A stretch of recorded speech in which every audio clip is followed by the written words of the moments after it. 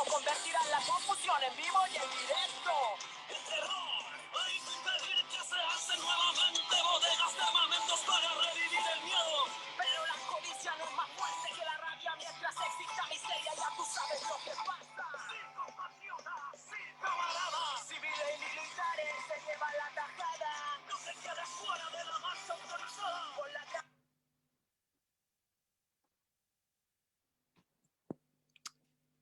Ok, estamos en vivo ya entonces. Saludamos a todos y todas quienes se conectan a esta hora a Radio Popular La Revuelta, hasta la que la dignidad se haga costumbre.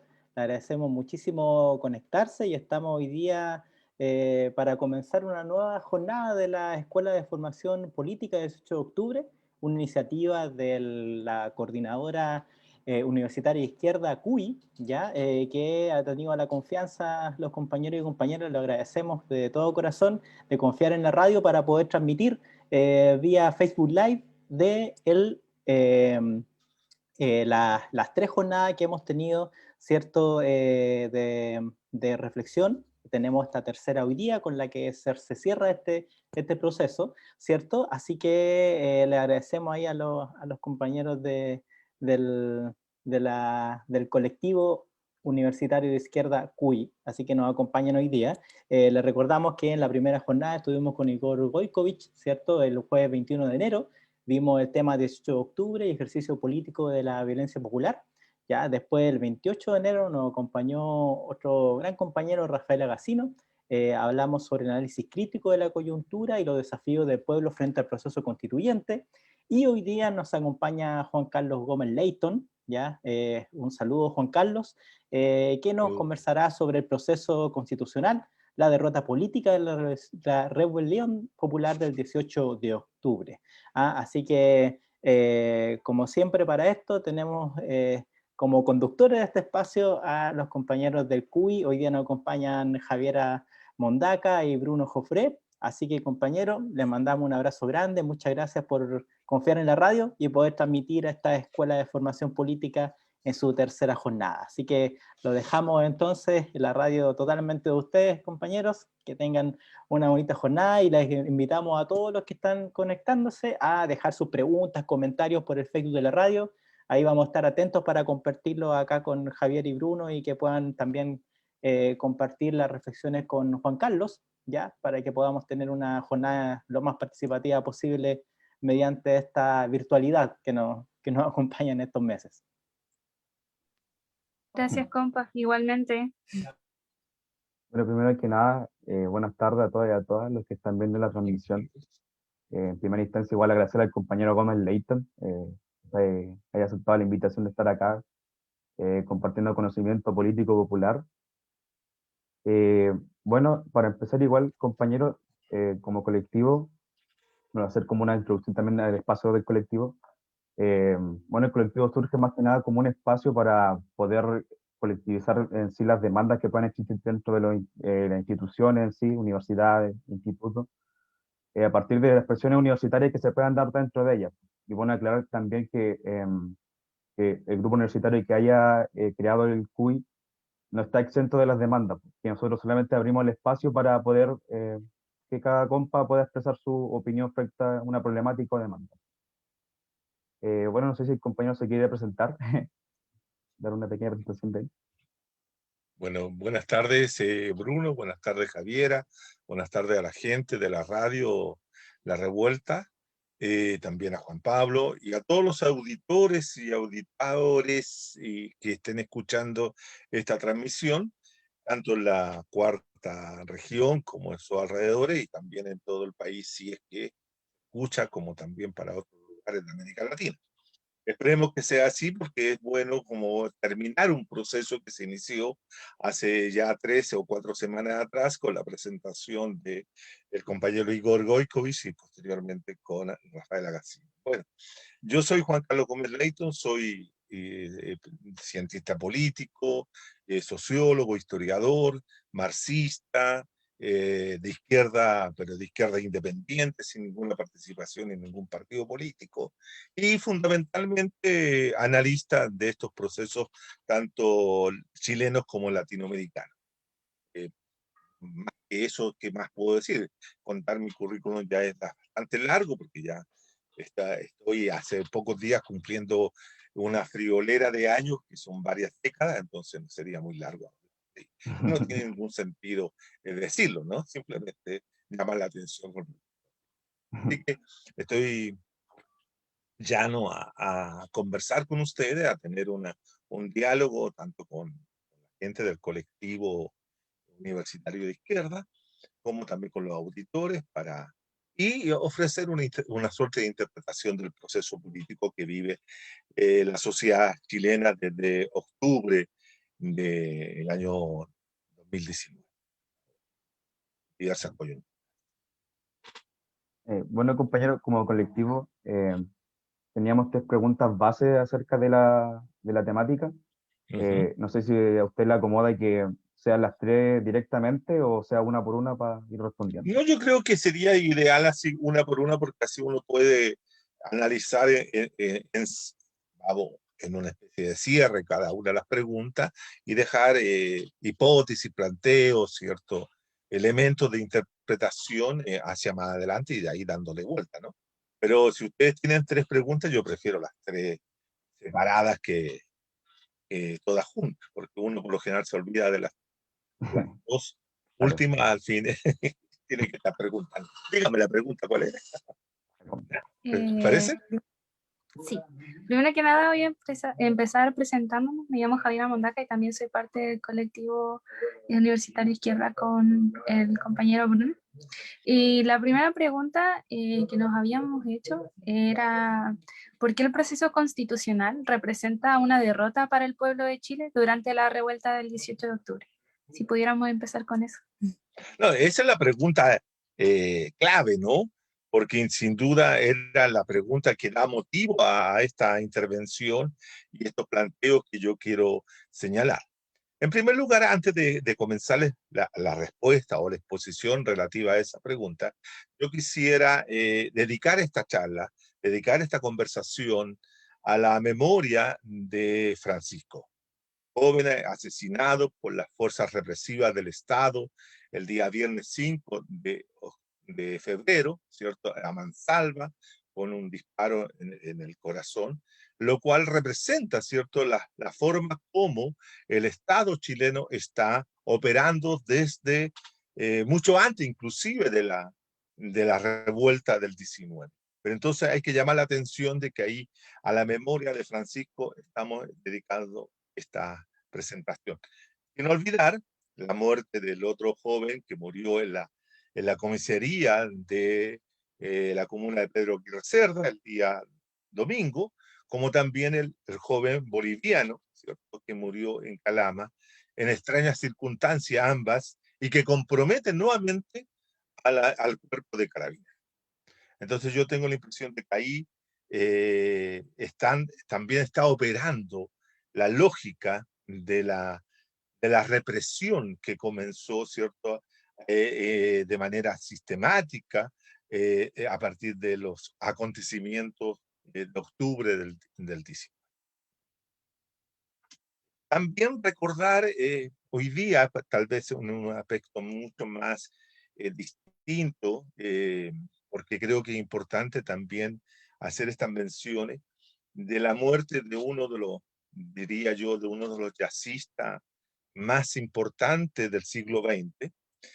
El jazz como música es una música que emerge desde los márgenes, desde la explotación, desde lo que son las expresiones musicales de los esclavos negros en las grandes plantaciones de algodón en Norteamérica.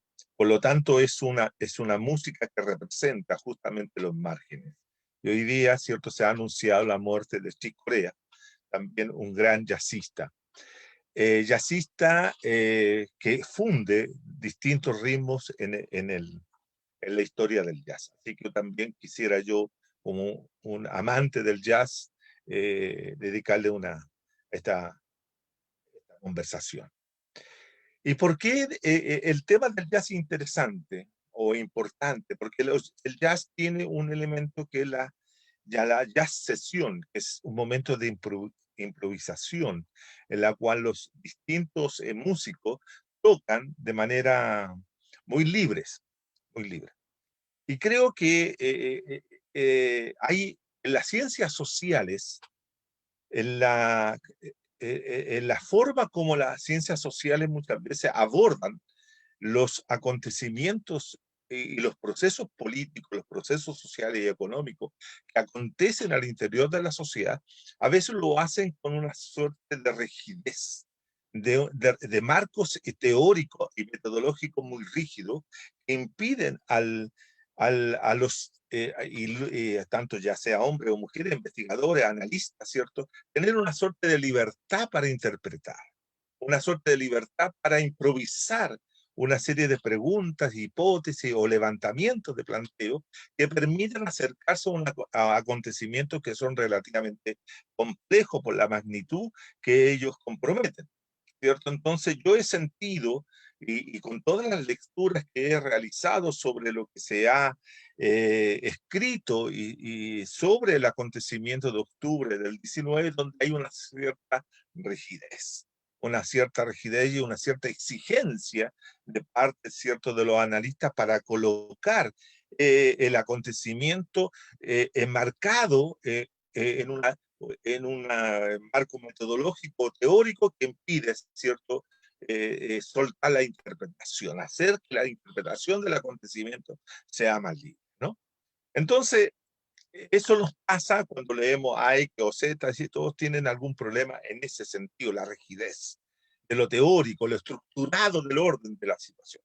Yo quiero ser acá un poco en honor a Chick Corea, un poco de ya sesiones, es decir, sobre la base de una interpretación, ¿cierto?, empírica, hacer una suerte de análisis teórico político de lo que ha ocurrido en octubre hasta el presente. Dicho esto, es decir, vamos a hacer una conversación, por eso la idea de la conversación es que ustedes puedan hacer preguntas sobre lo que uno está diciendo. La primera pregunta que tiene que ver sobre el título que encierra una hipótesis y que encierra una tesis, la tesis que está encerrada en ese título es que el proceso constitucional constituye la derrota de la rebelión popular. Eso ya para muchos les genera un problema, porque como algo que se consiguió, algo que se logró, que es realizar una convención constitucional o abrir un proceso constitucional en la cual se pueda modificar la constitución de 1980, es una derrota. Si mucha gente se movilizó, muchos sectores sociales se plantearon y así lo desearon, como un deseo, queremos cambiar la constitución de 1980. Entonces el tema es, ¿por qué considerarlo una derrota? Y aquí viene la clave, desde mi punto de vista y lo que yo quiero introducir en esta conversación. Que la rebelión de octubre, la insurgencia popular de octubre, aquella que se inicia con todos los procesos de debate, con toda la oposición juvenil, ¿cierto?, ciudadana, trabajadora, etcétera, contra la medida del alza del metro, del pasaje del metro, es una punta de un iceberg mucho más profundo.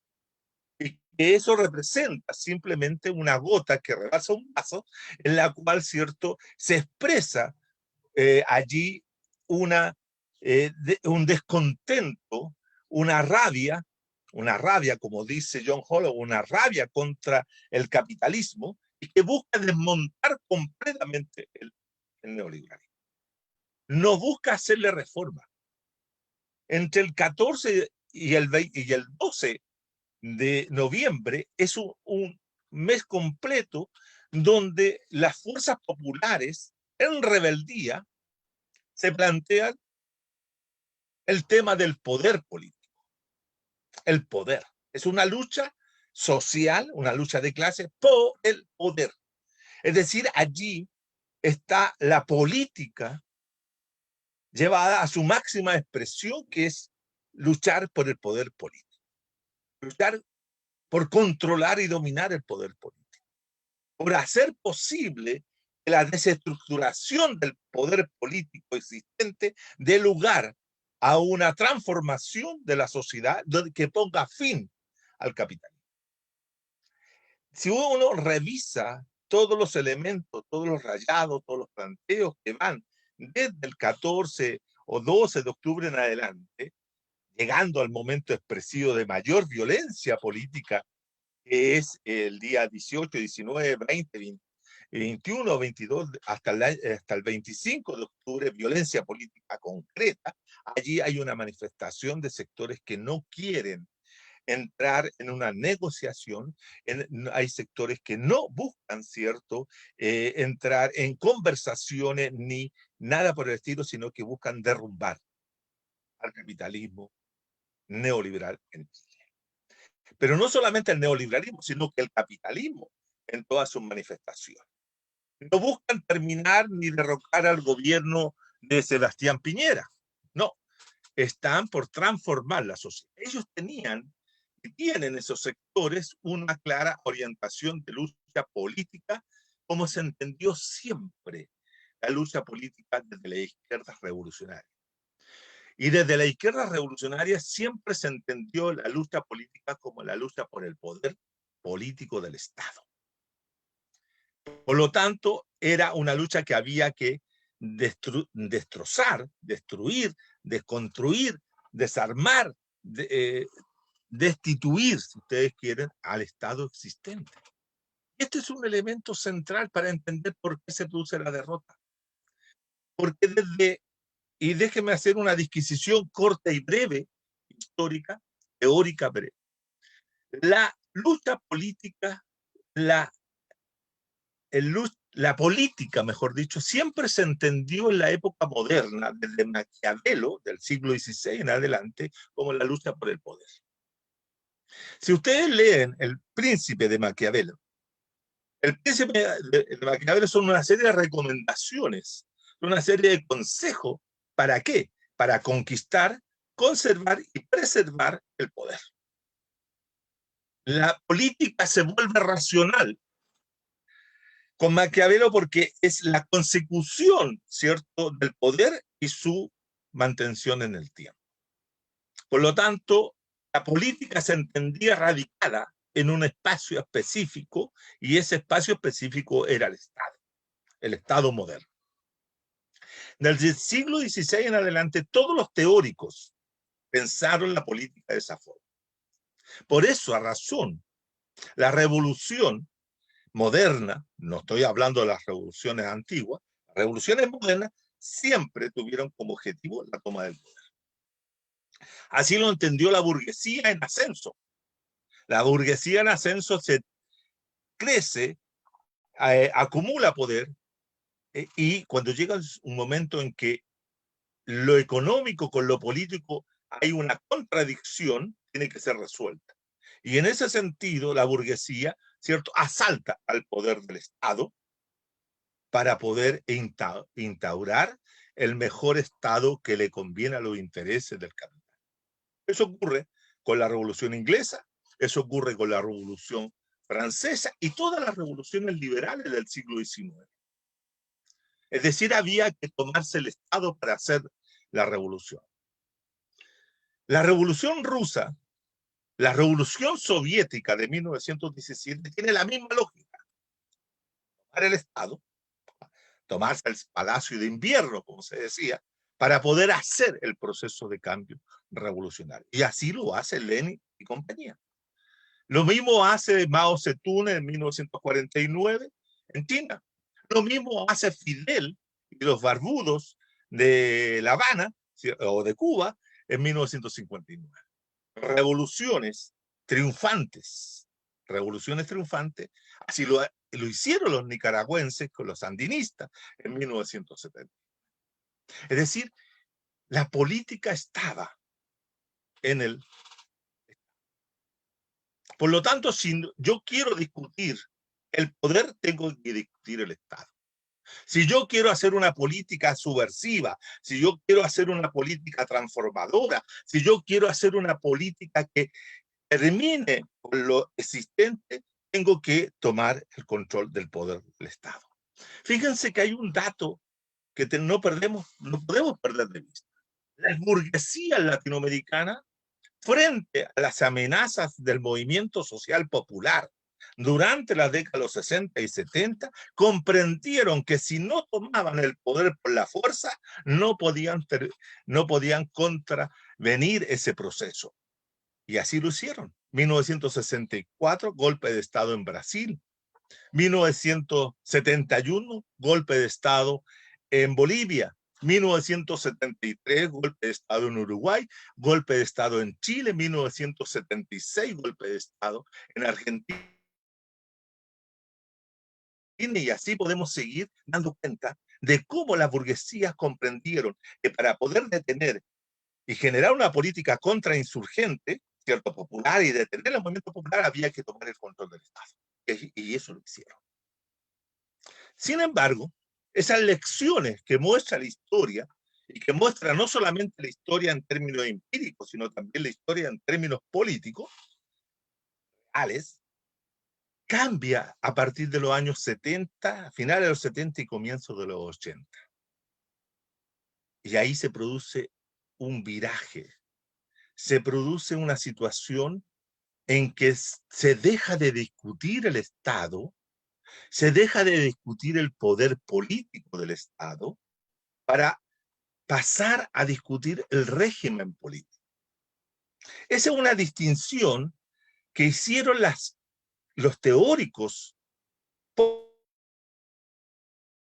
post golpes de Estado, post crisis del marxismo, e influenciados directamente por la ciencia política norteamericana de las transiciones de regímenes políticos democráticos a regímenes políticos, de regímenes políticos autoritarios a regímenes políticos democráticos. Se saca del foco de atención central de la política el problema del poder y se traslada el problema de la política al tema del régimen político. ¿Y qué sucede? Que dentro de las sociedades actuales se plantea que el cambio tiene que ser de instituciones, que tienen que ser de normas y reglas que van a regir a los poderes del Estado. Por lo tanto, se pone el acento en una decisión de querer modificar las constituciones políticas, las reglas electorales, la forma de gobierno, pero nunca más el Estado. Fíjense ustedes que en Chile, quien primero introduce esa transformación, son un grupo de académicos e intelectuales de izquierda que estaban ubicados en la Flaxo, Chile, entre ellos Norbert Lechner, entre ellos Manuel Antonio Garretón, entre ellos Augusto Vara, José Joaquín Brunner y una serie de otros que comenzaron a plantear que el problema no era la revolución, sino que era la transición, pero la transición con letras pequeñas, es decir, breve, es decir, pasar de lo que es la discusión del tipo de Estado que se instaura a partir de los golpes militares al tipo de régimen político. Ya la ciencia política con Smith, O'Donnell y otros cientistas políticos norteamericanos están en esa postura, modificar el hacer política. Ya la política no tiene que ver con el poder del Estado. Incluso más, muchos de nosotros y de ustedes, muchos de los que nos escuchan, ¿cierto? Habrán leído durante la década de los 80, 90, de manera profusa los planteos que hace Michel Foucault. Michel Foucault tiene una gracia, y siempre yo lo digo, que tiene la capacidad de descentrar aquello que la teoría política había centrado. La teoría política moderna había puesto al poder en el Estado. Foucault dice, no, el poder es una red que cae sobre la sociedad, tiene múltiples formas, es una relación, evidentemente siempre lo había sido, pero él dice una relación donde hay existencia de micro, meso y macro poder. Por lo tanto, muchas veces el poder se ejerce en una relación específica en la sociedad. Sí, tiene toda la razón. Pero ¿qué significó? ¿Cuál fue la lectura que se hizo de eso? De que la revolución ya no pasaba por la toma del poder. Ya la revolución ya no pasaba por la toma del Estado. Entonces todos empezaron a decir, no, no queremos la lucha por el Estado, no, no queremos luchar por el Estado, porque eso nos remite a la ortodoxia. Y surgieron movimientos al interior de América Latina que se plantean la no toma del poder y la construcción de poder desde abajo, desde la izquierda, como son el movimiento zapatista. Yo admiro a los zapatistas, tengo una opinión muy positiva del subcomandante Marco y ahora subcomandante Galeano y todo el movimiento zapatista. Yo creo que se puede aprender mucho, pero hay un dato. Ellos también renuncian a la lucha por el poder directo. La lucha por el poder directo. Y por lo tanto se repliegan hacia el fondo, hacia abajo, a construir los caracoles, etcétera, etcétera. Pero dejan de luchar por el poder. Entonces, ustedes dirán que tiene que ver todo esto con lo que yo estoy diciendo desde la derrota, ¿no? Pero justamente entre el 14 o antes del 14, los chiquillos, las distintas organizaciones políticas de secundarios y universitarios radicales tenían clarito de que la lucha era por el poder. La lucha social y de clase pasaba por la lucha por el poder. Pero a partir del 12 en adelante, cambia el asunto. Pues. Ya se deja de discutir la posibilidad de pelear por el Estado o pelear contra el Estado, sino que ahora se comienza a trabajar la idea de que la responsabilidad de lo que ocurre, fíjense lo que voy a decir, la responsabilidad de lo que ha ocurrido en los últimos 30 años en Chile, o si ustedes quieren de los últimos 45 años en Chile, no es del capital y su funcionamiento, no es de las contradicciones que el capitalismo va generando al interior de la sociedad chilena, o de la devastación que va provocando el capitalismo neoliberal en la naturaleza y en los seres humanos, sino que todo eso no tiene nada que injerencia directa en las vidas de los hombres y mujeres y niños y niñas de esta sociedad, sino que se dice, mire, el problema no está en el capitalismo, el problema está en la constitución política del Estado. A ver, sí, si nosotros cambiamos las normas constitucionales vamos a tener una mejor sociedad. Si nosotros establecemos ahí que dice, y por lo tanto la conservación de la Constitución de 1980 es la responsable directa de las condiciones que hemos tenido en los últimos 30 años. Y no se tocan la estructura del poder. Esas son las normas. Ahí están las reglas. Ahí está el diseño institucional de lo que es un régimen político, de lo que son los derechos, pero no está tocándose lo esencial y fundamental de una sociedad capitalista, que es la estructura del poder y la distribución de ese poder. La forma como se concentra el poder de la propiedad en algunos y otros. Entonces, el tema ahí se desvía. Entonces, eso que había sido el planteo inicial se pierde. Comienza a desaparecer del horizonte, que es la derrota del capitalismo neoliberal, y comenzamos a poner todos los énfasis de la lucha social, de la lucha política, de la lucha en general en el tema de la Constitución. Todo esto se va a arreglar con la Constitución. Pero hay un dato que es difícil de asimilar. Las constituciones políticas surgen en el mundo moderno, en el mundo capitalista, justamente para darle viabilidad al capitalismo.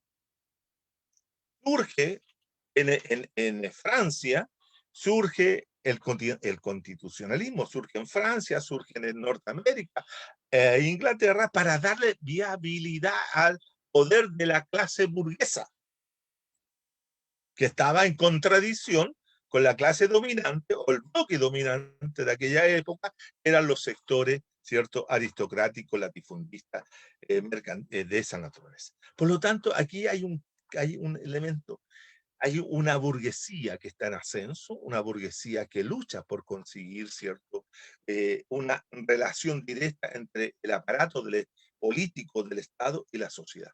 Pero acá no estamos en esa, no estamos buscando el término del capitalismo en Chile. Queremos hacer regulaciones, es decir, establecer nuevas normas institucionales que rijan, ¿cierto?, los distintos poderes del Estado, que rijan los distintos derechos, pero sin modificar la base material de la sociedad chilena. En ese sentido, y al desaparecer del horizonte real y efectivo, la idea potente de que vamos a poner fin al neoliberalismo porque el neoliberalismo nació en Chile y muere en Chile, eso ya no está presente. Y si está presente, está a nivel de lo retórico. Hoy día, si yo no me presento con un planteo antineoliberal, no tengo éxito electoral. O sea, la figura de Mario Desbordes planteando de que ellos quieren hacer una inclusión de derechos sociales, interpretar que el mercado sea social, semejante a lo como dice en Alemania o en Europa. ¿Qué es lo que está diciendo? Queremos un tipo de capitalismo europeo, pero no está diciendo que queremos otro tipo de formación social. Por lo tanto, ellos están también recogiendo aquella idea de que hay que hacerle modificaciones a esto porque esto puede ser peligroso. Ese es un punto. Segundo punto, y con esto termino la primera. El tema de la violencia política. Yo tengo la impresión de que la violencia política que se desarrolló, se desató, se implementó durante la primera fase fue fundamental y central. Sin esa violencia política no se habría llegado a ese momento de que el gobierno y el poder constituido tiene la capacidad de decir, les pongo yo acá, sacrifico la constitución política del 80 para que ustedes se tranquilicen y dejen de hacer actos violentos. Yo tengo la impresión de que una transformación radical requiere de la violencia y requiere de mucho más hechos de violencia política popular. Por lo tanto, más que pensar que hay que evitar la violencia, hay que incrementar la violencia. No se puede defenderse el pueblo sin usar la violencia. No se puede responder, ¿cierto?, a los ataques de la represión política poniendo la otra mejilla. No. El tema central es que si no se sigue implementando los procesos de violencia política, no vamos a llegar a ninguna parte. El éxito de las revoluciones también tiene que ver con el éxito de la violencia política.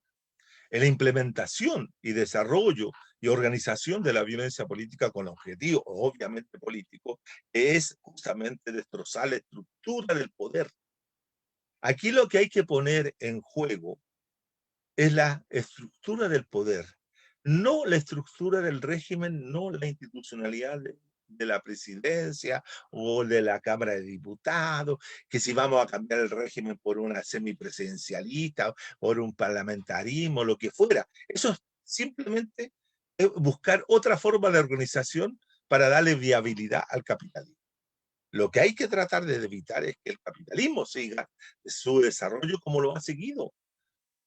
Se dice que Chile es una de las revoluciones o de las rebeliones, ¿cierto?, neoliberales más importantes. Sí, en América Latina, desde México hasta el sur, han habido muchas, pero ninguna triunfante.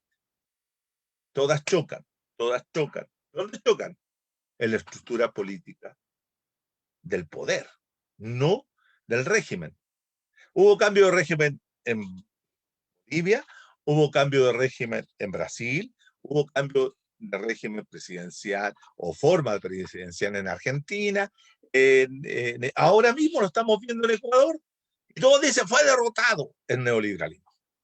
¿Pero qué fue derrotado? Fue derrotado la expresión gubernamental del neoliberalismo. Pero ¿dónde está la modificación de la estructura de poder de Ecuador? ¿Dónde está la modificación de la estructura del poder que hizo Lula en Brasil?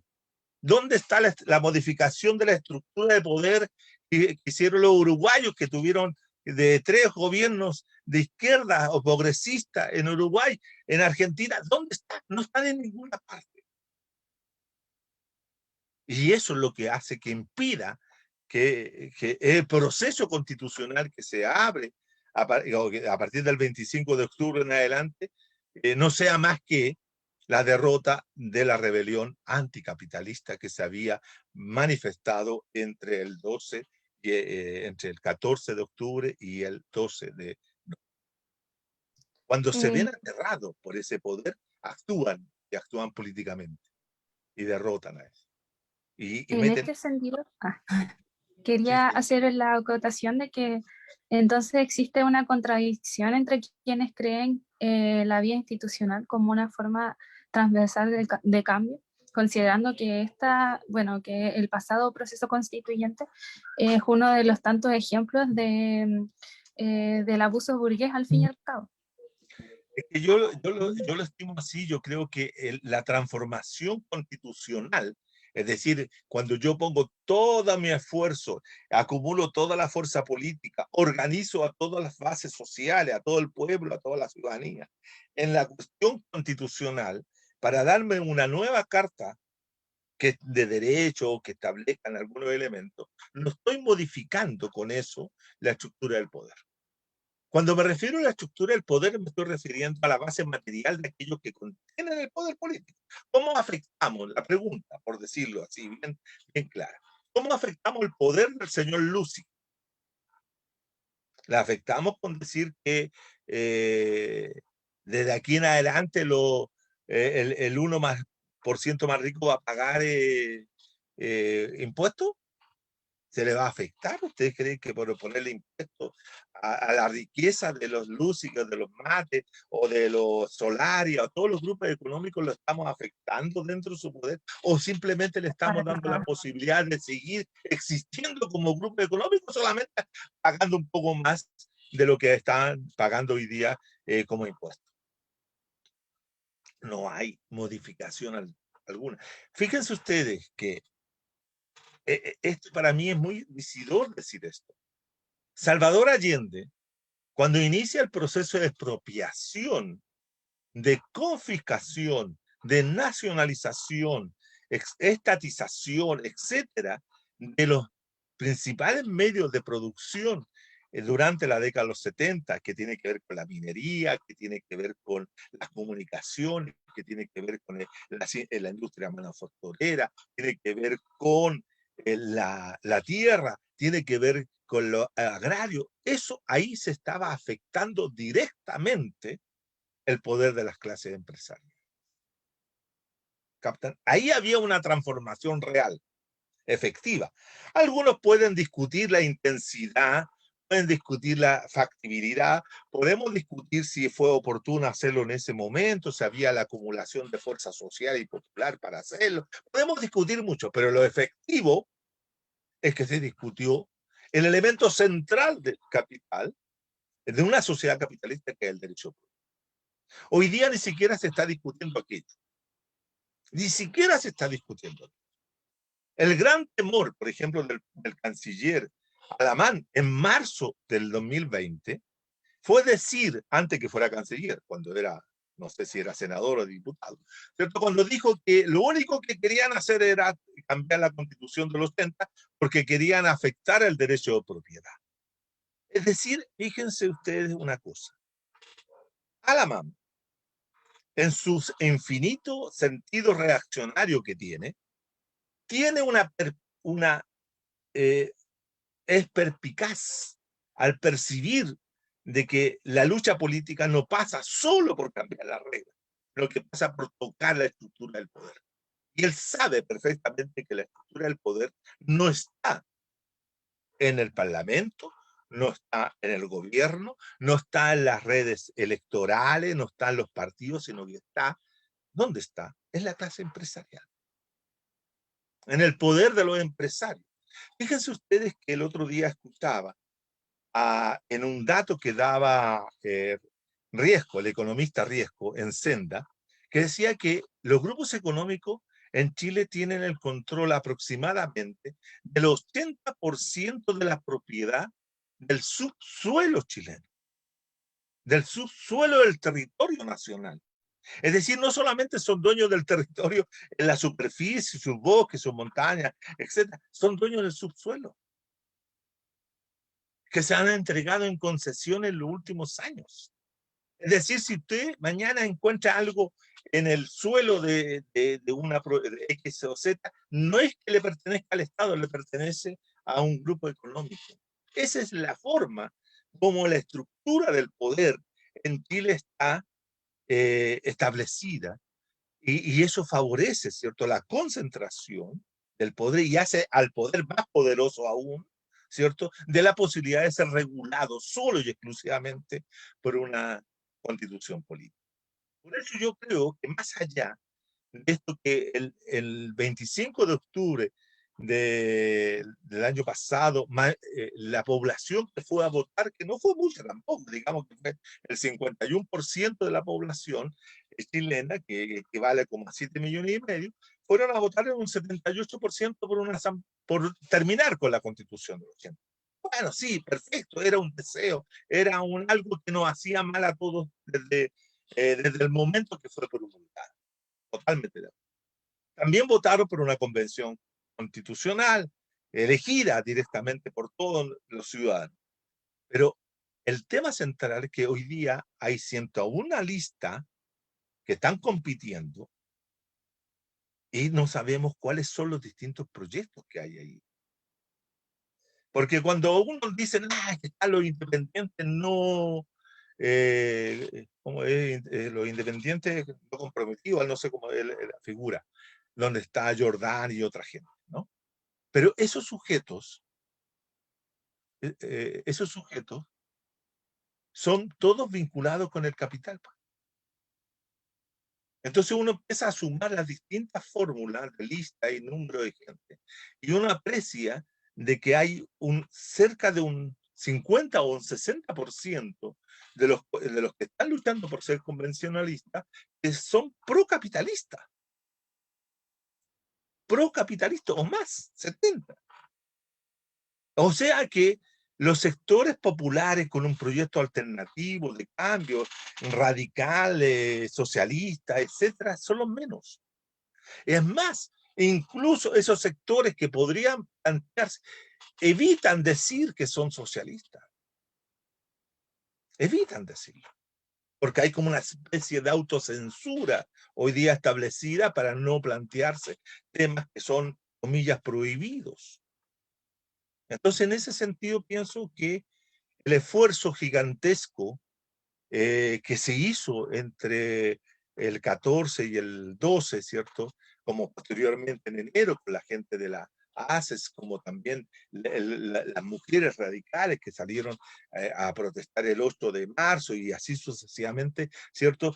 Todo ese esfuerzo por trastocar, modificar, alterar el poder en la sociedad chilena ha quedado totalmente subsumido, abandonado por este proceso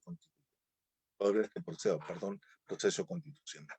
Es decir, el proceso constitucional ha tenido dos elementos negativos, si ustedes quieren. Este proceso de los partidos y todos llamando a participar, pero también la forma como intervino la pandemia. La pandemia puso en punto suspensivo el proceso de radicalidad. Aparecieron nuevas situaciones, nuevas formas de protesta, reivindicaciones producto de la pandemia, pero no con la capacidad de discutir el poder político profundo, el poder de las clases dominantes. Acá no se está discutiendo el poder de las clases dominantes. No se está poniendo en riesgo el poder de las clases dominantes. De ninguna manera. Se puso en riesgo y por eso reaccionaron. Es que eso es lo fundamental. La insurgencia tuvo la capacidad de hacer reaccionar a la clase dominante para configurar esta salida como una forma de contener ese proceso. Y ahí donde emergieron estos sectores, por eso yo hablo de sector popular y sector ciudadano, el sector ciudadano yo lo veo más vinculado, y no porque, no porque crea que los sectores populares no sean ciudadanos, sino una distinción analítica, si ustedes quieren. Son los sectores medios. Los sectores medios que reaccionan frente a la violencia política del Estado, que no les gusta, obviamente, reaccionan frente a la declaración de estado de emergencia, el toque de queda, etcétera. ¿Qué es lo que hacen? Le ponen mayor cantidad de gente en las calles, pero le ponen menos proyectos de cambio. Los sectores medios son reacios al cambio profundo en América Latina. Ellos fueron los que apoyaron los procesos de transición de corta intensidad o de baja intensidad en América Latina. Ellos aceptaron el modelo de pasar del modelo de la política centrada en el régimen y no la política centrada en la discusión del Estado. Entonces los sectores medios siempre, y esto lo dijo Javier Martín, un sociólogo de la década de los 80, los sectores medios siempre tienen miedo político a los sectores populares. Y la salida masiva de los sectores medios en Chile le permite entonces a los partidos del orden eliminar los elementos destituyentes, revolucionarios del horizonte de la protesta y enmarcarla dentro de la institucionalidad. Y esos son los sectores que han ido a votar por la concertación o por la derecha. Masivamente los sectores populares dejaron de votar en la democracia protegida a partir del año 97. Volvieron a votar ahora entusiasmados por el tema del cambio constitucional, porque estuvieron entusiasmados y fueron a votar. Y yo creo que ahora se han dado cuenta esos sectores populares de que toda su ansia de cambio, toda la intencionalidad que se visualizó en los cabildos, ¿cierto? En las reuniones, en las asambleas populares territoriales, se fue perdiendo. Se fue perdiendo. Entonces esos sectores no creo que vayan a ir con el mismo entusiasmo a votar en la próxima elección del 11 de abril. Porque tampoco tienen muchos candidatos que votar. Y ya sabemos que el sistema HOME, que es otro mecanismo de institucionalización de la política electoral, favorece a una serie a los sectores más conocidos, a los sectores que han tenido más práctica política en los últimos años. Esos son los sectores de derecha, los sectores de centro de derecha como de centro izquierda. Es decir, esos sectores. Pero la otra lista, las listas del pueblo o la lista de sectores independientes, tienen muy pocas posibilidades de elegir algún constituyente. Y si lo eligen va a ser uno dentro de un mar de reaccionarios.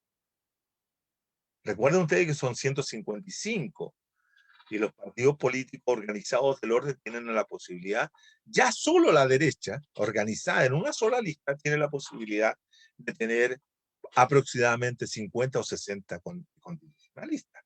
Solo la derecha. ¿Captan? Entonces, si la derecha llega con 60, olvídense de cambios. Olvídense de cambios. Va a ser una nueva constitución. Efectivamente va a haber una nueva constitución y vamos a decir, esa constitución la redactamos todos los chilenos y chilenas, etcétera, etcétera. Pero va a ser una constitución que va a estar hecha en función de los intereses del capital. No va a estar hecha en función de los intereses de los sectores populares, o digamos, más que de los sectores populares, digamos de los sectores que buscan una transformación radical de la sociedad. No va a ser prosocialista, ni siquiera va a ser prosocialista. Nada. No va a existir el cuestionamiento. Perdón, no lo escuché. Que no va a existir el cuestionamiento hacia el capitalismo realmente. Exactamente, tú, Javier, has dicho correctamente aquello. No va a haber un cuestionamiento al capitalismo propio. El capitalismo va a ser rebosado. Es lo que en algunos autores y algunos teóricos es como la teoría del capitalismo democrático. Que tiene elementos democráticos y que permite derechos. Vamos a tener un poco más de derechos los ciudadanos en esta sociedad, pero eso no va a significar que la explotación humana Y la devastación de la naturaleza, como lo he dicho en repetidas veces, se vaya a terminar. ¿Cómo vamos a conseguir recuperar el derecho al subsuelo? ¿Vamos a recuperar eso? Piensen ustedes, por ejemplo, que en Argentina, la María Estela Evampa, que es una socióloga reconocidísima de estas luchas ecosociales, ha mostrado, por ejemplo, cómo la Argentina concesionó el subsuelo de la zona sur de Argentina para poder hacer el fracking, que es una forma de explotación en profundidad de mantos de petróleo. No vendía la parte de arriba de la superficie de las granjas, sino que vendía el subsuelo. Y por lo tanto, cuando llegaban las compañías, arrendaban a los granjeros las granjas a precios muy importantes. Las arrendaban, pero no para explotar la superficie, sino para explotar lo cual ellos tenían derecho, que era el subsuelo. Entonces esa práctica también se instauró en Chile, también se desarrolló, pero muy poca gente sabe aquello. Estos independientes no neutrales, como aquí se decía hace un rato atrás, ellos son representantes de estos grupos económicos. Y tienen personas que aparecen en la televisión o aparecen en los medios de comunicación como hombres santos, ¿cierto? Como hombres buenos o mujeres buenas, pero están al servicio del capital. Aquí no hay independientes. No hay independientes. No. Independientes de partidos políticos pueden haber, pero independientes sociales, culturales, independientes de los sectores dominantes, no hay.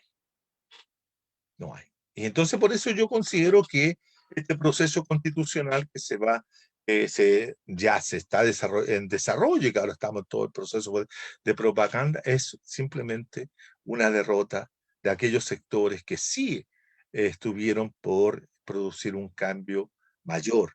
No sé si eso hay que llamarlo revolución o pre-revolución, qué sé yo, pero eso es lo que buscaban, era poner fin al capitalismo neoliberal. Y eso es lo que se derrota, esa idea de querer terminar con el capitalismo neoliberal. Ahora los sectores populares, los sectores anticapitalistas tendrán que sacar las lecciones para poder encontrar un espacio donde luchar, ¿no? Para evitar que lo que se va a tramar a partir del 11 de abril en adelante tenga una manifestación y por lo tanto nos lleve otros 5 años, 10 años, 40 años más para volver a luchar. Entonces, el tema central no es que el movimiento social, popular, anticapitalista tenga que seguir acumulando fuerza, organización y todo lo demás. Yo creo que esas cosas son importantes, pero llega un momento en que no podemos postergar la lucha para 40 años más. 40 años más. Porque muchas de las reflexiones que se plantearon en esta misma escuela apuntaban a aquello. No, es que ahora perdimos, es que ahora no tenemos la fuerza, es que ahora esto, que ahora este otro. Bueno, pues yo me pregunto, ¿hasta cuándo vamos a seguir esperando?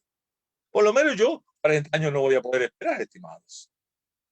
O sea, porque ya voy a estar.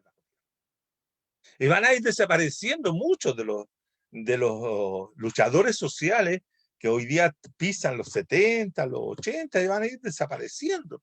Y los que los que van a ir cumpliendo 40, 50 o 60 años, también van a entrar en esa etapa que entran muchas generaciones, que es la etapa de la conservación. No, es que oye, vámonos con la tranquilidad. Entonces, al final y al cabo, solamente postergamos la idea del cambio hacia adelante. Yo recuerdo perfectamente, cuando era joven, así como ustedes, participaba en la universidad, en la década de los 80, haber escuchado a un cientista social de reconocida trayectoria en Chile decir que la lucha por el socialismo había que pensarla en 40 años más, porque ya la derrota había sido tan profunda que nos imposibilitaba pensarlo en esa época, en los 80, el socialismo, que había que esperar 40 años más. Está escrito, hay un texto donde dice aquí. Ya pasaron los 40 años, pues. Todavía se nos dicen que no, porque no podemos seguir pensando en la posibilidad del socialismo. No, hay cosas intermedias. No, no entiendo. No entiendo de que esta situación no esté siempre limitando. No podemos quedarnos con nuestras organizaciones siempre en los espacios territoriales, que son muy importantes. Hoy día todo el mundo habla del territorio. O sea, hasta los políticos del Parlamento descubrieron que la palabra fundamental de hoy día es territorio. Entonces, no, que yo vengo del territorio, es que yo lucho en el territorio, es que yo estoy en el territorio. ¿Qué es el territorio? Me pregunto. ¿Cómo definimos el territorio? ¿Qué hace la diferencia en que la señora Carolina Goy o la señora X o Z digan territorio y que lo diga un poblador? ¿Cuál es la diferencia? ¿Cuál es la sustantiva la diferencia entre ambos? Pero no, hoy día todos dicen que dan la lucha en el territorio. Pero entonces son esas palabras que se vuelven, como diría, yo no me gusta citar muchos autores, porque no soy de ese estilo, como lo dice Laclau, ¿no? ¿Cierto? Estas palabras que se vuelven significantes vacíos. Territorio. Esa es una palabra. Hoy día necesita nada. Tengo la impresión que no es lo mismo un territorio en Las Condes o un territorio en las Tierras Blancas en Coquimbo. Totalmente distinto. ¿Me entienden la idea? ¿Cierto? La idea de hoy se tiende a uniformar la política con ciertas ideas que carecen de significado profundo cuando las utilizan determinados grupos y cuando las utilizan otros. Entonces yo tengo la impresión de que se ha producido un decante a lo largo de este año mal año, porque es un año maldito, el año 20 por la pandemia y por todo aquello, que no permitió la maduración de un proceso político como que se vivía. Yo tengo la impresión de que aquí también se requiere como introducir el elemento temporal, los tiempos en la política. Hay que poner la variable temporal. Y creo que la variable temporal que iba en ascenso en un momento terminado, fíjense ustedes que la misma mesa social cuando convoca al paro el 12 de noviembre, y frente al mismo éxito del paro de noviembre, del 12, el paro de trabajadores, el paro nacional de ese momento, la paralización que es exitosa, la misma mesa social no sabe qué hacer. ¿Qué hacer? Yo conversé con algunos miembros de la mesa social y me dijeron que ellos estaban esperando que reaccionara el gobierno y los llamara. Por favor, ¿qué onda? ¿Cómo yo revolucionario, yo que estoy peleando con esto, voy a esperar que el otro me llame? ¿Para qué? Para negociar una salida, pues. Política de las prácticas políticas de la política de la transición y no de la práctica de la política de la revolución. Ahí había que pasar hacia adelante, ahí había que seguir insistiendo en un paro de continuidad, haber sacado a la gente a la calle, haber salido todos a la calle como el 25, haber copado los espacios públicos, haberse tomado los espacios públicos, exigiendo la destitución y la caída del gobierno. Pero el gobierno hoy día todavía está ahí. El gobierno mata a 3 jóvenes, como decíamos hace un rato atrás, y unos cuantos salen a la calle, pero nadie más se atreve a hacer una paralización social, ni la Central Única de Trabajadores, ni la Mesa Social, ni la Unidad Constituyente, ni el Chile Digno, ni la Lista del Pueblo. Nadie es capaz de decir, señores, no vamos a seguir adelante hasta que el gobierno renuncie, porque esto no puede seguir así. Silencio total en esa mano.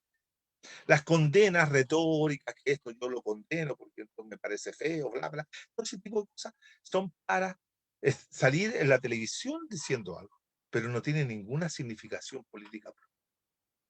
Salvo aquellos que han salido a la calle, salvo aquellos que han dado, salvo los chiquillos que hicieron todas las acciones de justicia popular con quemar la municipalidad de Panguipulli y todas las demás acciones, esas son acciones reales, efectivas, concretas, decisivas en un proceso político. Además, pura retórica. Yo por eso creo que si no cambiamos el chip del proceso político, vamos a terminar en el 22, ¿cierto? Piñera saliendo aplaudido desde la moneda porque hizo el cambio constitucional, llevándose el crédito y entrando otro presidente tal vez, o presidenta, con una constitución política nueva, pensando de que ahí está todo resuelto. Este es un nuevo engaño, es una nueva tricuñuela establecida para poder mantener la continuidad del capitalismo en Chile. Y vamos tirándole migajas, ¿no? Al pueblo. Le tiramos una migaja, le tiramos otra. O sea, por ejemplo, la aceptación del 10% de los fondos de pensiones tiene que ver con eso, porque el dinero, ¿cierto?, genera adormecimiento, el dinero en las manos de sectores muy necesitados, ¿cierto?, provoca una enajenación, etcétera. Entonces, ahora en marzo le van a tirar otro 10% a la gente que les quita. ¿Por qué? Porque así preservan la idea de que la AFP son una buena organización por los fondos de pensiones. Entonces, todo esto es una maquinación generalizada del poder político, pero del poder real, ¿no? Del poder de los empresarios. Eso es lo que están manejando hoy día la sociedad chilena. Si no luchamos contra ese poder, vamos a terminar siendo una sociedad capitalista liberal. Yo estoy diciendo hace tiempo que estamos pasando de una sociedad neoliberal a una sociedad liberal. Y yo he dicho en forma jocosa, si ustedes quieren, cotidiana, de que Chile está afectado por dos virus. El virus del liberalismo, el virus liberal, como el virus del el coronavirus, el COVID-19. Esos dos virus son los que tienen atrapado a la sociedad chilena. Y lo peor de todo es que todos se sienten liberales. Todos quieren ser liberales en este país. Todos. Y esta idea de la transición de una sociedad neoliberal no viene como consecuencia solo de la revuelta, sino que ya anteriormente sectores de la concertación, como Fernando Atria, como Alfredo Yoyán y otros que escribieron el otro modelo, un libro que salió publicado hace unos años atrás, el otro modelo ya anunciaba esta idea de transitar de un neoliberalismo extremo a una sociedad liberal. Está el mismo libro de Atria que se llama El neoliberalismo con rostro humano. Eso también implica pasar de ser neoliberal, pero volver a ser liberal. Es decir, Chile se quedaría muy tranquilo si fuera una sociedad plenamente liberal, pero no una sociedad socialista. ¿Qué hacer? Para lo cual Compañero, de antemano, ¿sí? ¿Javiera? me disculpo porque no tenga la cámara encendida, pero No, quería hacer la segunda pregunta que se refiere a en qué situación se encuentra la izquierda anticapitalista en relación al momento actual. bueno, es bien simple esa pregunta. Yo creo que la izquierda anticapitalista se encuentra en una suerte de repliegue, una suerte de estar como haciendo una evaluación de lo ocurrido, tratando de reencontrarse en este nuevo marco pandémico. Todavía está buscando respuesta a un sinfín de problemáticas que surgieron de la revuelta. No tiene la izquierda anticapitalista un claro proyecto, carece de un proyecto de planteárselo a la ciudadanía, está fragmentada, hay múltiples grupos que se reconocen dentro del anticapitalismo, pero no hay entre ellos algo que es fundamental, que es la búsqueda de una unidad tras de un proyecto específico. Hace unos días, unas semanas atrás, Boaventura de Sousa Santos, un intelectual portugués, acaba de escribir un libro que se llama Únanse, diciendo como la urgencia de la necesidad de que la izquierda anticapitalista logren, ¿cierto?, terminar con sus diferencias de carácter teórica, de su carácter política, histórica, y puedan, ¿cierto?, converger en un proyecto único.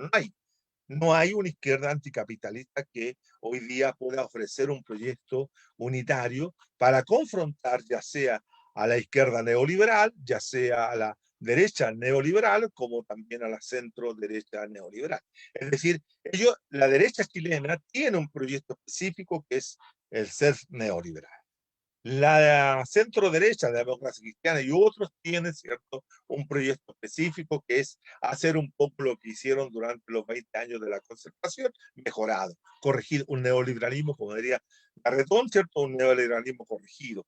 Y la izquierda neoliberal, en la cual está el Partido Socialista, el PPD, el PC y otros, ¿cierto?, quieren hacer algunas modificaciones que permitan el desarrollo de un capitalismo democrático con derechos, pero no cambiar el capitalismo. Y los únicos sectores anticapitalistas que ahí existen, algunos de ellos también han caído en el entusiasmo inusitado de la constituyente y van a presentar candidatos como son el compañero Artés y otros, y como los socialistas en movimiento y otros sectores que, esperanzados en lograr, ¿cierto?, tener alguna injerencia, han presentado candidatos a la convención constitucional. Pero lo que se observa es una gran dispersión en la izquierda anticapitalista. Y además esa izquierda anticapitalista tiene un sinnúmero de grupos, es masivo, pero de pequeños grupos. Lo que yo digo, he señalado también que existe como un individualismo colectivo. Hay demasiados colectivos individualistas que se conciben a sí mismos como grupos que tienen ciertas misiones en la historia y en la sociedad, pero no hay la instancia de proyectar un proyecto común. Eso es lo que nos hace falta. Nos hace falta un proyecto común.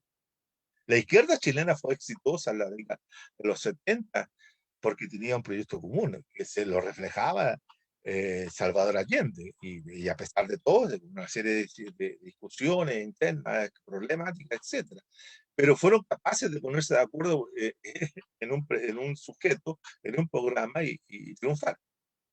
Fueron los logros más que los fracasos lo que llevó al golpe. No fueron los fracasos, no fue los errores de la Unidad Popular, sino que fueron más bien los aciertos de la Unidad Popular y la conducción de Salvador Allende lo que lleva a la derrota militar, política posteriormente al 73. Es decir, yo tengo la impresión de que si el movimiento anticapitalista quiere progresar, tiene que estar preparado para dar las luchas tanto en lo institucional como en lo no institucional. Es decir, es la combinación de las luchas lo que podría permitir el triunfo final, ¿no? Cada momento tiene su vía, por decirlo así. Y cada momento tiene un conjunto de instrumentos que se puedan usar. En cada momento histórico hay que saberlo leer adecuadamente. Lenin, ¿cierto? Volver a leer a Lenin. No con la intención de leer a Lenin en tanto reproducirlo esquemáticamente en la sociedad chilena, sino que aprender la metodología. Lenin tenía una metodología muy específica que leía la coyuntura política y desde la coyuntura política establecía la estrategia, como también la táctica y la estrategia, ¿no?, para seguir en un momento determinado. Lo teórico lo reservaba, tenía teoría muy clara en ese sentido, pero no era la teoría lo que lo motivaba, no era la historia por la historia lo que lo motivaba, no era hacer la historia del movimiento social y llevar la revuelta hasta 1541. No, hay que hacer la coyuntura política específica para poder entender el fenómeno. Y cada momento histórico es distinto a otro por las características de contexto. Entonces, yo tengo la impresión de que hace falta en Chile, o hace falta en la sociedad chilena, una construcción de una izquierda anticapitalista que recoja toda la experiencia que se han acumulado desde 1994 en adelante, es decir, desde el levantamiento del Ejército Zapatista de Liberación Nacional en Chiapas, México, hasta la derrota de Correa, primeramente en manos de Lenín Moreno, o el golpe de Estado contra contra Evo Morales en Bolivia, como también el proceso venezolano. Hay que revisar todo aquello para poder construir una alternativa. De lo contrario, vamos a ir dando tumbo en tumbo y vamos a seguir teniendo un discurso muy radical, pero finalmente las masas, los trabajadores, las mujeres, los campesinos, los indígenas, van a seguir soportando la miseria que significa vivir en una sociedad capitalista como la. Eso es más urgente porque hoy día necesitamos ser anticapitalistas, no solo porque el capitalismo es negativo, sino porque estamos en una situación de crisis civilizatoria que nos requiere pensar qué queremos hacer de nuestra sociedad, de nuestra civilización para el futuro, no en el corto plazo, sino que en el largo plazo. Tenemos que pensarnos nuevamente, no podemos seguir con este plan de devastación de la tierra y de los seres humanos. O sea, la pandemia es una demostración de la crisis también. Todo es demostración de aquello. Entonces no tenemos eso. Yo diría que ahí no hay izquierda antineoliberal. Existen distintas agrupaciones antineoliberales. Dime. Bueno, compa, agradecer que haya respondido las dos primeras preguntas que al menos tenía el quiz. Pero bueno, igual quisiera irme a los saludos que le han mandado varios compas, le han mandado al colectivo también. Bueno, empezando por Marcelo, dice, saludos compa, saludos compañeros. Constanza Castillo, saludos desde Valparaíso. Saludos compa igual. Bueno, no sé si ahí también hay preguntas, no sé si también la hago una por una o la hago... Sí, veamos las preguntas. Ya. Y Romaneta Atenas, hola, un saludo a los organizadores del evento. Saludos compañeros. Le consulta al profesor Gómez, ¿qué alternativa tenemos si no llegamos a obtener el 2/3 en la formación de la Convención Constitucional? A ver, yo diría... perdón, sí. Voy a hacer como algo general. ¿Verdad? Polilla. Hola Juan Carlos, muy interesante lo que planteas. ¿Qué posibilidades hay de levantarse de esa derrota? O de otra manera, ¿qué es lo que queda en términos organizativos, políticos, subjetivos a favor de los procesos de emancipación y de transformación real y profunda de los sistemas de opresión y explotación? Creo que por lo menos esas dos preguntas primero para tampoco retener tantas preguntas por el momento. Mira, yo creo que las dos preguntas se unen dentro de lo que podría ser una respuesta. Desde mi punto de vista, yo no apostaría por la convención constitucional porque no creo que ahí va a haber una fuerza suficiente clara para hacer algunos de los elementos más proclives de lo que podría ser un pensamiento más radical o un pensamiento ecosocialista, un pensamiento anticapitalista completo, ¿no? Yo tengo la idea, y esto es lo que quiero transmitir también, es que más que plantearse la posibilidad de participar en esa convención, yo creo que todos los sectores anticapitalistas, todos los sectores que estamos en contra de esa fórmula ideada por el poder constituido, debiéramos trabajar en un proceso de autoconvocado, de producir lo que nosotros podríamos llamar una asamblea constituyente nacional popular revolucionaria. Y esa asamblea constituyente, trabajar seriamente con comisiones, con una serie de discusiones de temas y elaborar una constitución política que modifique la estructura del poder de este país, que modifique las formas de producción, que modifique una serie de cuestiones que nosotros consideramos que fueron fundamentales.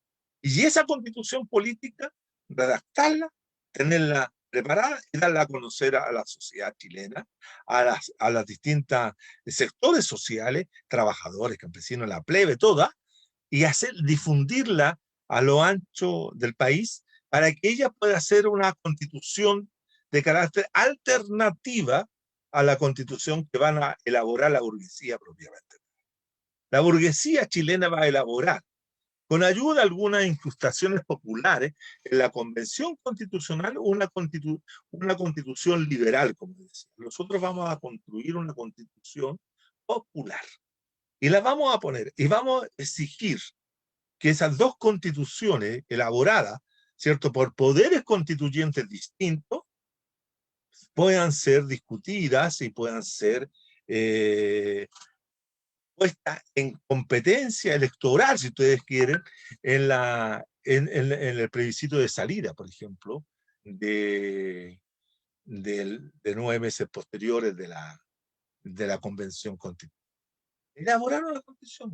¿Qué es lo que queremos? Esto es lo que queremos. Así pensamos, no como piensan los otros. ¿Por qué tiene que haber una sola constitución? Eso es lo que yo me pregunto. Pero no tiene por qué haber una sola constitución. Si no podemos derrotar el poder político directamente porque nos carecemos de fuerza, porque no tenemos la potencia, o porque nuestra violencia revolucionaria es corta, o se queda, ¿cierto?, en acciones pequeñas y no avanza, y si no tenemos esa capacidad, bueno, probemos de otro lado. Probemos con esta idea de elaborar una constitución. Nos reunimos, aquí funcionamos, etc.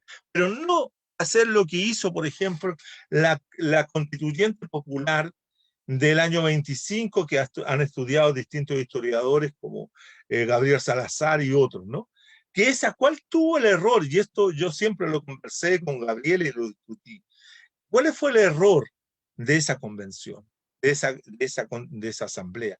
Que tomaron los preceptos constituyentes, elaboraron esos grupos y se los llevaron al presidente de la República. Le fueron a decir al poder constituido, reconózcame todo esto y aplíquelo. Alessandris Palma, que estaba gobernando en ese momento, tomó eso, lo habrá tirado al tacho de la basura, lo habrá roto, dice yo, habrá hecho eso, y desapareció. Nunca más acordó a Alessandri que había recibido. Ese es el error. El error, no podemos ir a hablar con el poder constituido. ¿Con quién es el poder? Se ha dicho, se plantea, ¿cierto?, que el poder constituyente está, el originario está en los ciudadanos. Bueno, tomemos esa constitución y la repartimos en todos los sectores, hacemos asamblea, hacemos cabildo, hacemos reuniones, y ahí conversamos la constitución política, que el pueblo o sectores del pueblo ha elaborado, y no la constitución política que la burguesía, ¿cierto? La burguesía, la alta burguesía, la alta, la mediana y la pequeña burguesía intelectuales, etcétera, van a construir en esa convención constitucional. Yo diría que eso es lo que sería la respuesta, no hay otra.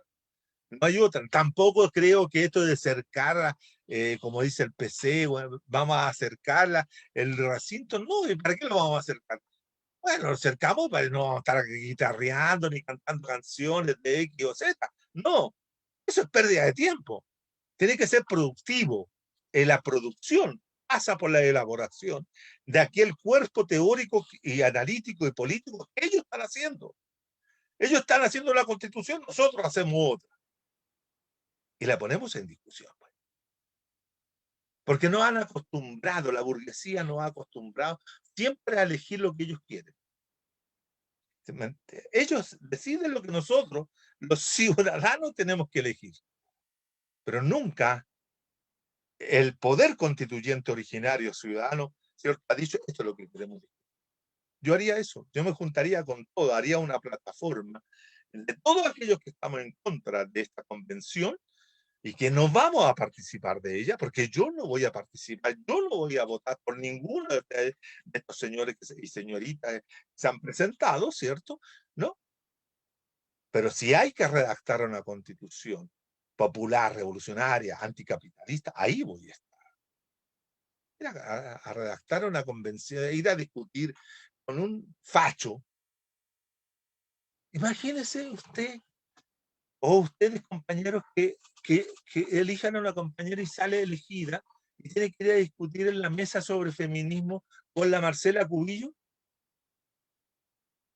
¿Qué se van a poder discutir, estimada? ¿Usted cree que la van a hacer entender a esa mujer que los derechos de las mujeres son fundamentales y que los derechos reproductivos de la mujer, los derechos de la mujer que pueda decidir sobre su cuerpo y todo lo demás, la van a hacer entender? No. No la van a hacer entender. Entonces, ¿por qué vamos a tener que ir a discutir con ellos? ¿Por qué van a ir a discutir con gente como cualquiera de los ex constitucionalistas de la alta empresarial? No hay que discutir con la gente de estos independientes con este profesor de la Universidad de Chile, de la Universidad Esquella. ¿Qué van a discutir con ese señor? Nada. No tenemos nada que discutir con ellos. Si nosotros tenemos que derrotarlos, punto. Ya hay que derrotarlos. Porque nuestras ideas tienen que instalarse y volverse hegemónicas. Al final siempre estamos discutiendo las ideas de ellos que se vuelven hegemónicas en la sociedad. No, que el diálogo, la democracia liberal, esta participación es lo que se trae. Bueno, ¿y por qué ha dicho eso? Ellos quieren porque les conviene a ellos. Entonces yo diría que lo que hay que hacer es que personas que piensan así como Igor, como piensa Carlos Pérez, como piensa, ¿cierto? Rafael Agacino, como piensa, ¿cierto? Camilo Haga, ¿cierto? Y otros tantos, formar un equipo enorme, de Arica a Punta Arenas, juntarnos y hacer una asamblea constituyente nacional popular y redactar una. Si redactar una constitución tampoco es una gran cosa, motivado. Tampoco se requiere ser superdotado para hacerlo. El compañero Recabarren escribió una constitución política de su propia mano. La constitución política federal socialista de Luis Emilio, que fue por allá por el año 1921. Recabarren la escribió solito. Y es mucho más potente que cualquiera de los proyectos constitucionales que se presentaron posteriormente, desde la óptica anticapitalista, colectivista. Entonces, ¿por qué no vamos a ser capaces? ¿Por qué vamos a tener que depender de eso? ¿Por qué los esfuerzos de todos aquellos que hoy día se están buscando gastar recursos enormes, ¿cierto?, para ser elegidos en la convención, no lo hacemos para juntarnos y hacer una asamblea constituyente y redactar una constitución de esa, si el juego político está puesto ahí. Y sin descartar la fuerza de un nuevo levantamiento insurgente. Porque todos los hechos que han ocurrido, esta forma como opera represivamente el Estado, puede generar esa situación. Entonces, puede ser que venga una nueva ola de violencia política popular que tenga la capacidad de dar un golpe mucho más fuerte contra el capital y contra la estructura de poder. De lo contrario, no vamos a avanzar y no vamos a salir de eso. Hombro. Bueno, al menos yo, compa, en lo personal rescato lo que menciona acerca de como el tema de acatar y acatar. Yo creo que eso igual parte de la clase dominante en sí desde arriba, de las instituciones mismas. Bueno, en mi caso, que estoy secundario y que estoy del paso universitario, al menos en los colegios siempre te enseñan a acatar prácticamente lo que es la institución al mismo profesor. Entonces yo creo que eso tampoco permite desarrollar un pensamiento crítico frente a hechos, porque lamentablemente también, si los colegios existen mentes subversivas, también son reprimidas en el fondo, también. Entonces yo creo que, bueno, la responsabilidad yo creo que de la gente subversiva y concientizada es esa, pues, concientizar a las demás personas respecto a desarrollar un pensamiento más crítico frente a las situaciones coyunturales o políticas que se presenten a través de las injusticias que se viven cada día. Entonces yo rescato a su compañero y creo que es parte también de los gérmenes de las clases dominantes, que nos dominan desde arriba, en el tema de que uno tampoco a veces como que está un poco adormecido y no puede desarrollar un pensamiento crítico frente a algún proceso. Mira, lo que tú dices es muy correcto, porque en este país lo que más existe es el sentido de la obediencia. Entonces, todo lo que nos dice el poder superior, que está siempre ubicado en el Estado, curiosamente, o en otras expresiones del Estado, como puede ser el Parlamento, pero fíjense ustedes, el sentido de la justicia la vamos a cambiar en una constitución política. Vamos a poder cambiar la justicia, a los jueces, la forma como piensan los jueces, a los intereses cruzados que hay en la justicia con relación a los otros poderes del Estado. Lo acabamos de ver y lo estamos sufriendo con respecto a lo que fue el asesinato de Francisco, ¿cierto? En el caso en Valdivia, donde la jueza que falla contra las medidas cautelares que se le habían impuesto en primera instancia, es una persona que está ligada, porque es madre de un capitán de la OC7 de Carabineros.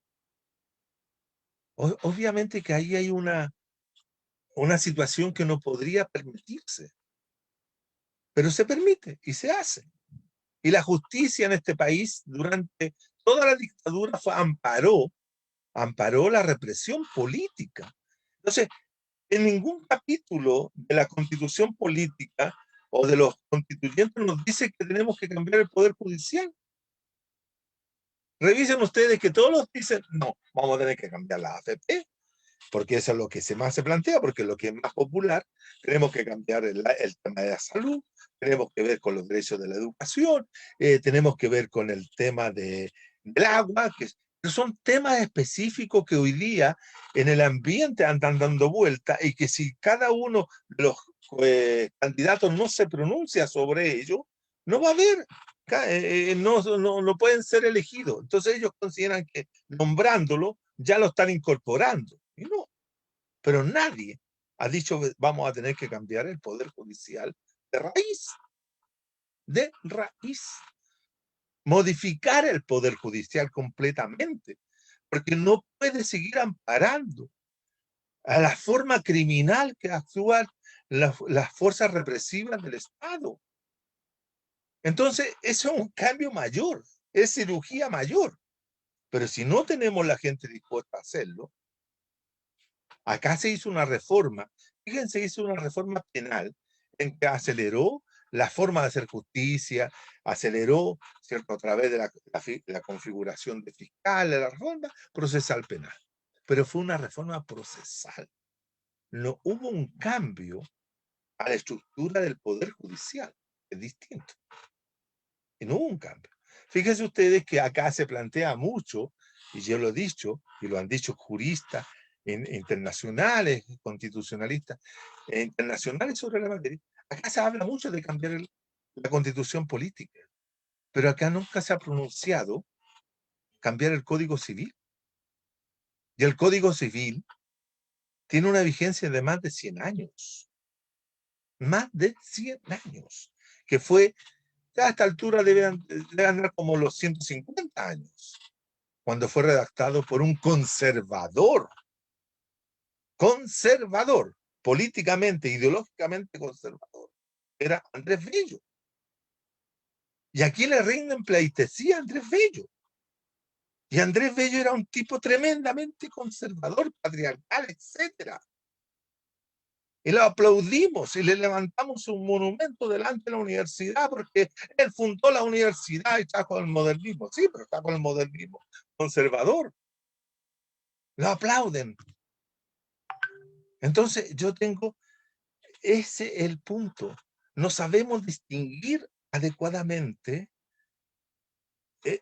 las posiciones políticas e ideológicas de los que están hoy día discutiendo. Entonces, de repente, todos aplaudimos lo que puede decir Atria. Pero Atria está hablando desde el pensamiento liberal. Y después aplaudimos lo que está diciendo, qué sé yo, X. Pero tampoco podemos distinguir que esa persona está hablando desde el pensamiento socialdemócrata más retrógrado. Captan entonces, indudablemente, que nos queda, ¿cierto?, por desnudar lo que son las posiciones ideológicas que hoy día están en juego. Entonces, cambiar la constitución política se puede hacer, sí, pero depende de quién la quiera hacer. ¿Quiénes son los que van a hacer? Yo desconfío mucho de todos los que van a participar. O indudablemente que hay algunos que uno dice podrán ser más avanzados, como tal vez las personas que están en el movimiento feminista 8 de marzo, otros que están en la lista del pueblo, o los que están, digamos, en el sector del profesor Artés, del Partido Acción Proletaria. Yo puedo hacer una lista, pero hagan la lista ustedes de ellos y cuántos son en relación a lo otro. Saquemos la cuenta de cuántos votos sacó Artés como presidente, como candidato presidencial en la última elección. Y vamos a ver ahí, vamos a tener que... Los cientistas políticos siempre tenemos la idea de hacer estos cruces, pues, y ahí nos puede dar la fuerza política que puede tener el compañero Artés, por mucha razón que pueda tener mucho en su planteamiento. ¿Cómo hacemos para poder revertir eso? O nos dicen que vayan a votar más gente. Que todos los que no fueron a votar anteriormente vayan y voten por la lista. También puede ser. Pero la gente a veces no conoce. Esta elección es particularmente compleja. Y es particularmente compleja, compañero, por el tipo de procedimiento que se va a usar para votar.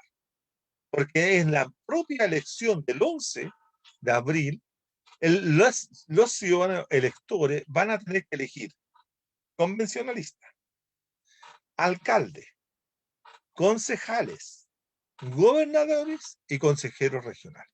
O sea, hay 5 grupos. Y según no mal escuché, eran como 18.000 candidatos. Si partimos de las bases de que la ciudadanía tiene tendencia a no informarse adecuadamente, muchos van a desconocer quiénes son sus candidatos. Y por eso la estrategia de los partidos políticos fue colocar rostros conocidos. Así bien es cierto, por ejemplo, en las sociedades que tienen altos niveles de analfabetismo, por ejemplo, como ocurre en algunos casos en las sociedades centroamericanas, diga Guatemala, estos países, ahí usan el voto con fotografía. ¿Por qué? Porque así puede el elector identificar al candidato por el cual quiere votar. Imagínense lo que significaría colocar la fotografía de cada uno acá. Es un tema.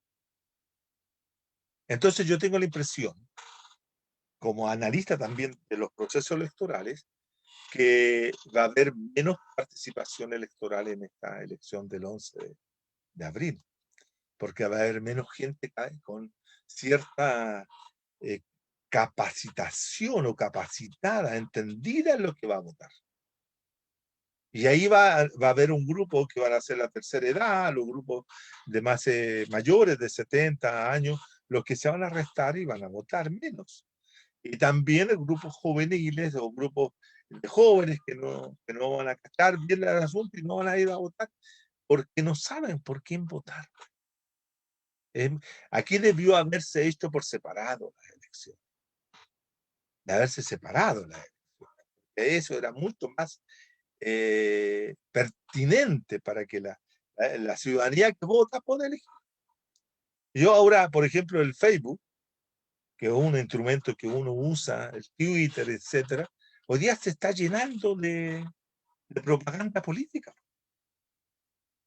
Todos te mandan, o las proclamaciones, yo soy el candidato por esto, yo soy el candidato por otro, yo soy concejal, soy esto. Vamos a estar atochados en los próximos meses, llenos de información que no vamos a poder limpiar ni procesar adecuadamente para tomar una decisión de manera muy segura, muy completa. Entonces va a haber una suerte de abstención electoral por desconocimiento. Y eso puede influir en algún sentido, pero bueno, eso es lo que se ha atrasado. Pero yo insisto en lo que tú decías, Bruno, el tema de la obediencia. ¿Por qué obedecer tanto? Dejemos de obedecer los mandatos de la clase política. Si nosotros decíamos que la clase política es mentirosa, es corrupta, que la clase política te engaña, y cada vez que hay, vamos a creer en la clase política. Es decir, yo estoy claro que hay 5 o 6 millones de personas en este país que le ha creído durante 30 años a la clase política. 30 años. Y esos son los que han mantenido a la concertación y a la derecha en el gobierno. Y siguen creyendo. Pero son 6 millones. Pues. Entonces no podemos esperar que esos 6 millones que han votado siempre por la derecha, o han votado por la concertación o por la nueva mayoría, hagan un cambio.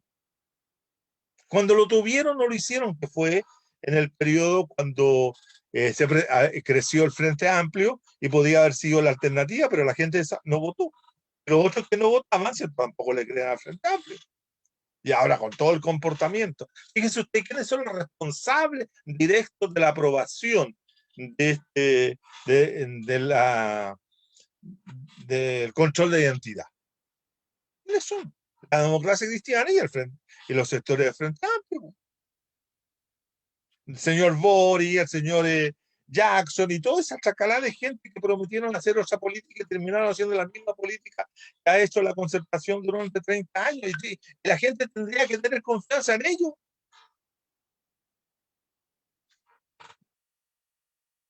No, por eso yo estimo que la cosa no va a pasar. Espero sus preguntas, sus dudas, porque ya estamos... Dijimos que íbamos a hacer un programa corto. Y bueno, compañero, en honor al tiempo, yo creo que va a ser casi prácticamente imposible, bueno, lo que seguía, sí. Bueno, más que nada agradecer la instancia de información política, que varios conceptos, relaciones coyunturales, de procesos históricos, se embarcan como tratar de ver un poco más lo actual, lo que es el proceso constituyente en sí mismo. Más que nada eso, compañero, agradecerte la instancia, el tiempo también de estar acá y bueno, esperamos que esto también este conocimiento no se quede solamente en esta instancia, sino que también sea difundida y también, como mencionaba, y no solamente quedarnos como en la derrota, sino más bien como ya en el accionar mismo de no esperar 40 años para que se aproxime una revolución socialista, como bien mencionaba. Y bueno, más que nada eso, compañero. Mira, yo tengo la impresión, para terminar toda esta reflexión, yo diría que lo importante es saber reconocer derrotas parciales. Porque si nosotros reconocemos que a partir del 14 de octubre en adelante, hasta el 25, después del 12, y más adelante se produjo una derrota del movimiento popular rebelde, insurgente, revolucionario, si ustedes quieren, eso es potente, porque tampoco lo podemos convencer de que a partir del 14 o 18 de octubre del 19 hemos ganado, porque tampoco hemos ganado. Entonces tampoco podemos celebrar triunfos que no se han producido, pero sí pensar que si hay una derrota no es para decir que seamos pesimistas, sino que la derrota nos permite como elaborar una nueva estrategia y construir nuevas tácticas que nos permitan llegar al triunfo. Y por eso creo que seguir insistiendo de que la Asamblea, esta convención constitucional es el resultado, el éxito de lo que fue la revuelta, es equívoco. Sostener, por ejemplo, de que el 10% del retiro del primero y el segundo, o el eventual tercer retiro de la AFP, es un triunfo del movimiento popular, también es un equívoco. Porque hay, o de sostener que el hecho de que se hayan levantado numerosas ollas comunes en las poblaciones, en los territorios, como sea también un triunfo de lo popular, también es un equívoco, porque nuevamente hace que los sectores populares se están haciendo cargo de sus propios problemas. Y eso impide, ¿cierto?, poder enfrentar el poder real, efectivo de las clases dominantes. Esas situaciones de derrota son las que nos pueden dar la fuerza para iniciar un proceso de cambio mayor y real. Pero hay que reconocer primero que hemos sido golpeados. Hemos sido golpeados y la rebelión se detuvo. Y que la rebelión derivó hacia una cuestión constitucional, en que todos están bailando a la cuerda de las elecciones, pues. Todos. Vamos a ver cuál es el resultado, pero yo tengo la impresión, conociendo cómo es el comportamiento electoral de los chilenos y chilenas en los últimos años, que van a ganar los sectores que han ganado en los últimos 20 años. 30 años. La derecha y la centro derecha. Y algunos sectores. Pero no va a ganar sectores más revolucionarios. Y si ganan, va a ser una expresión mínima. Tal vez Baradí pueda llegar, pero Baradí no promete algo. Tal vez, si yo no quiero nombrar a nadie para no herir susceptibilidad, nombro a Baradí porque me carga, por eso, simplemente. Pero yo creo que tenemos mucha tarea por delante, Pero no tareas así como 30, 40 años más, no. Tareas que vayan de aquí a fin de año, de aquí a mitad de año. Para mí sería ideal conformar esa plataforma que he señalado para construir una constitución política popular y ponerla en discusión con la ciudadanía. Si no somos capaces de eso, no sé. Por lo menos yo estoy dispuesto a no escribirla solo, pero sí escribirla con otros, democráticamente y colectivamente como son ustedes. Ese compañero. Le agradezco también la oportunidad. Un saludo cordial para todos, para los compañeros de la radio, para los compañeros del colectivo, y estamos aquí prestos a apoyar cualquier otra iniciativa de esta naturaleza. Gracias. Espero que la hayan grabado para poderlo distribuir por mis redes sociales, así que estamos bien. ¿Vamos? Vamos, compañero. Era un placer. Bruno, Igualmente. bien. compañero. Y a la gente de la radio, Gracias por a Rodrigo, totalmente. Ok, el gusto. un gusto. ¿A dónde se-